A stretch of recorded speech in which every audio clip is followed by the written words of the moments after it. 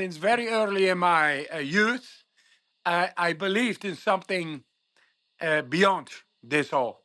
When I was 12, I told my friends, if the world thinks war, depression, cruelty, pollution, sickness is all normal, then I think the world is sick. And I'm going to do something about it. What? I don't know. You know what? I just do it.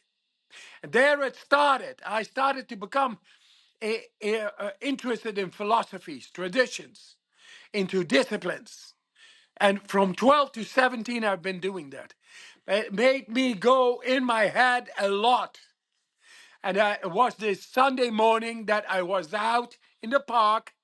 I felt the attraction to go to the icy water. I looked around, was nobody there. Sunday morning, stripped myself of clothes, and I felt just to go in. Why? I don't know. That's called intuition. Intuition, you follow, you don't know, but you follow it.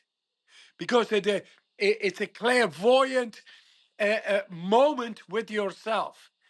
And it just follows the attracted goal, which you got right there. You see it, you don't know why, but you do it. And that's what I did. And there I found in that moment when I got in, hey, the cold is not cold. The cold is a way to get me into the depth of myself. That what I was reading about and could not understand what they were actually were talking about. Too much roads, too much explanations, too much theses, too much wordings. And where is the feeling? Where is the yeah? No, one moment of practice wins it over thousands of books. Every wise sage will say that. In favor for the real practice, you should actually put this book aside and go into it. But if you really do not understand, I got these words for you. For me, the end of those words was when I was 17, went into the water, and then I found what I was looking for. Without a sense of wording like this is it, I felt it. The connection was there.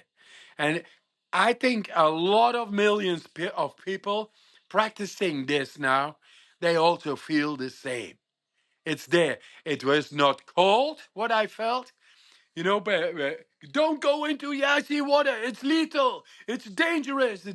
No, I felt it as a benign force, power, helping me where I could not help myself. And that was the intuitive step I took. And since then, I always followed my intuition. I always followed my intuition that led me into so many challenges. And it always, I ended up winning in that or attaining the goal without problems. Just feel from within, think from within. Suddenly you got an idea. Hey, in the pursuit of your soul, you will get ideas, epiphanies. These epiphanies come and yeah, why not? And then you start to grow to attaining that goal. Doesn't matter what it is. For everybody, it's different, but the mechanisms are the same. It is in the end what in Michigan they find that new pathway in the brain is called interoception, top-down regulated interoception. And it was never known in psychiatry that you can top-down with your will command the interoceptive focus to command the body to do what you need to do, to overcome the obstacle that is in front of you. You will be able to command your body to have that power to adapt to that obstacle and be just stronger to get over it for attaining the road of the soul. It is all there. Now it is science, but back then I did not understand, but I felt it. I was a searcher. And this is what I say to everybody who starts searching. Every searcher will become a finder. Just start. Yeah. I love that. Yes. And one of the key things in there is that explains how you came to cold, but then how did you come to breath? Because there's three pillars, right? There's the power of the mind, there's the cold, and then there's also the breath. This is the Wim Hof method. How did you come to the breath? Yes. The breath. When I went into the cold water, I felt great. So the other day you come back. Once you come back, you find that you are alone in the water and suddenly there. And you find that if you breathe tranquil, deeper in, consciously, deeper in and out, you are able to stay longer in the icy water. That means that at a certain moment you get this epiphany. Ah, it's because it makes my body stronger. The oxygen, the more I breathe than I need, makes my body stronger to defy the stress of the icy water. And I found it out by doing it. So then, at a certain moment, I thought, okay, if that is with cold water that way, then that means that if I do this breathing apart of the cold, then I'm able to make my body stronger, to go into the depth. I started to do it at home, and there I saw, they in India they talk about in yoga about chakras and all the kundalini.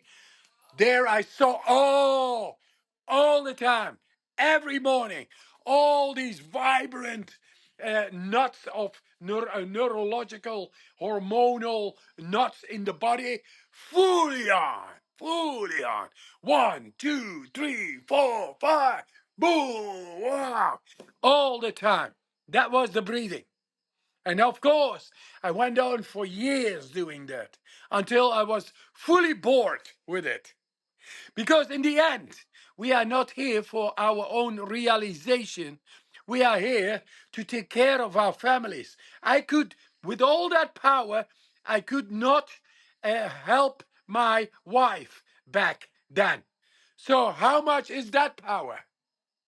So, that drew me totally back in my practice, in my beliefs. My beliefs were almost broken because I lost my wife. I lost the love of my life. I had to be there for the kids and all.